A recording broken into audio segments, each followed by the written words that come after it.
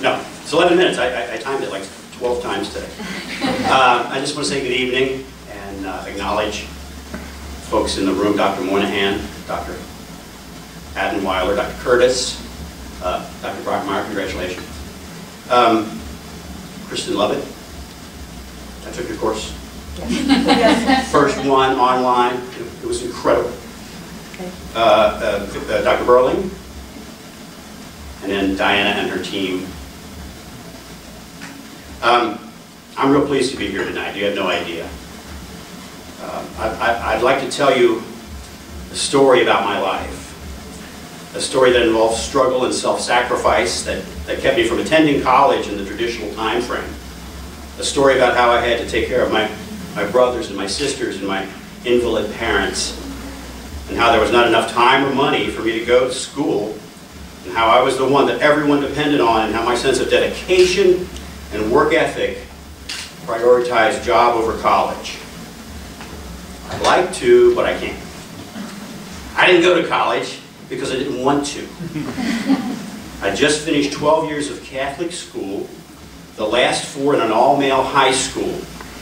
I felt like I'd just been paroled. Asking for more of this did not seem to be smart. I wanted to make some money, to get my own place, meet girls. And then, this was 1965, and there was Vietnam. My draft lottery number was not good, so having a good time for the few short months left to me seemed like a logical idea. So there you have it. I confess, I just opted out. By 1968, things had changed considerably. As the military had passed on me, I did meet a girl, we had our own place and a new baby, and I was hired by Procter & Gamble as a lab technician since I'd learned a little chemistry in high school. After my first week at P&G, I knew that not going to college was a mistake. You see, P&G in 1965 divided the research and development community into 2 camps. The white men who went to college were the managers, and the white men who didn't go to college were not the managers. They were the workers. I was a worker. And my principal responsibility was to make batches of shampoo product in a pilot plant with minor formulation differences. Every day, I'd make a batch of Prel shampoo in the morning and a batch of Head & Shoulders shampoo in the afternoon.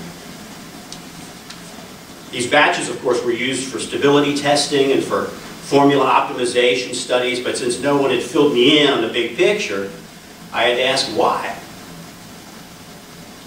And this is where and when my post-secondary education really began, because this is where I learned the lesson of Dave Koop.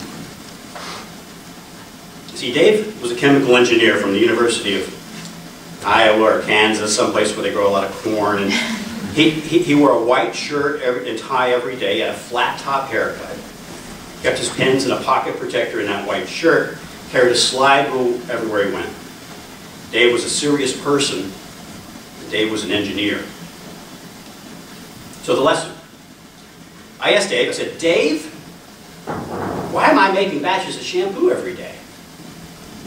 And Dave Koop replied, John, you don't have to know why, you have to know how. Dave had not taken any org leadership courses. He had not taken LDR 308. He didn't know, but that was his job. But the lesson of Dave Koop was an existential moment of truth for me, a flash of illumination. It was a profound impact on my perception of knowledge. It defined knowledge for me. There was how-to knowledge, and there was why knowledge. And for guys like me, I needed the how-to kind. So I put my head down and made batches of shampoo. Dave and I continued our relationship for about a year, and then I was transferred to another group. But all the managers seemed to be serious people, and they all dressed like Dave, and they all made college sports chit-chat. And I felt like the loser outsider. I was less than. I was among them, but not of them. I was not the college graduate. But I met my Yoda in about 1971, and he convinced me that perhaps some more how-to knowledge would help me advance my career, so I studied some chemistry at UC in what was called the evening college. I always wondered what happened in the evening college during the day, but that was dangerously close to a why question, so I just didn't. I studied chemistry, and in particular the separation sciences, thin layer and gas chromatography. Yoda and I did breakthrough lipid analysis with his why and my how, and we developed methods for degree of clean for hair and skin, and at P&G, measuring clean is a really big deal. My Yoda, his real name is Dr. Stuart Pilger, left P&G and went on to fame and glory in the biotechnology field, and I stayed behind. But things worked out for me as well. I became a manager and a principal scientist, and ultimately a research fellow in consumer understanding. But my feeling of otherness, although somewhat diminished, never went away. And when you advance in a global, multinational organization like Procter & Gamble, meeting new people with a common experience, and questions like, where did you go to school? What is your degree? Are very regular questions. The last one particularly from people with advanced degrees. I'd mumble and make a joke. Sometimes I would say that I studied chemistry in the evening. Now, saying you studied a thing is code for no degree. Now, certainly this feeling of otherness or less than-ness was not the intention of the R&D staff of the company. This was, of course, my own character defect, one of them. To cope, I told myself someday I would get my degree. I told myself someday for over 40 years. Well, in 2004, I retired, started a small consulting business, which faltered a bit in 2009, so it did appear that someday had arrived. I had the time, the money, and the energy to go back to school. I usually sing that like Billy Madison, but I'm not going to do it. But 40 years of anticipation can give you a case of the willies, and my character defects flared again, and I had similar feelings of not fitting in. I needed a re-entry plan. A logical choice for me would have been UC, since I lived in Cincinnati and had gone to UC. But UC did not have PACE. I talked with Diana and signed up as an org leadership major. I forgot that I no longer had an organization to lead. I only knew about how-to kind of stuff, and this seemed like some how-to stuff that I could relate to. My first course was online, a 300-level course by Kristen Levitt, LDR 308. I was impressed with the online format. I was also impressed that business ethics were being explicitly taught on the college campus. I didn't know that. Apparently the folks that brought us Enron and WorldCom and Lehman Brothers and the financial bust of 2007 and 8, they had not taken LDR 308. Well, I got an A, so I was feeling pretty good about that. And then I took my first PACE class in Gamble Hall with other students in real time.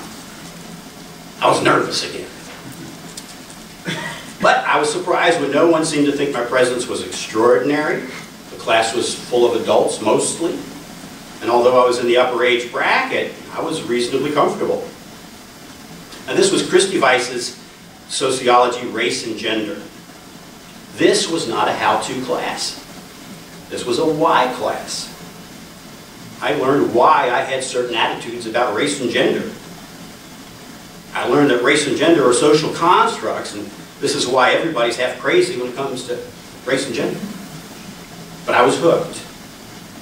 Things had turned full circle in my life. Now I needed to know why things are the way they are. I wanted to learn the underlying reasons for the way of this world. I changed my major to integrative studies with sociology, psychology, and anthropology as concentration areas. PACE accommodated me again by accepting my previous chemistry credits as fourth concentration area. Thank you, Sandy Cunningham. That was her idea. It worked. We weren't sure, but it worked. And I've been learning why things are the way they are ever since. I learned from Professor Mary Carol Hopkins in Anthropology 330, Women, Gender, and Culture, that the horrible things that can happen to Middle Eastern women are about culture and not about religion. How these attitudes developed long before either Muhammad or Jesus were born. I'm currently learning from Janine Kreinbrink in Historical Archaeology 336, why history has failed to record important voices in our culture, particularly the voices of women and Native Americans and African Americans. This session I'm also taking astronomy with Dr. R.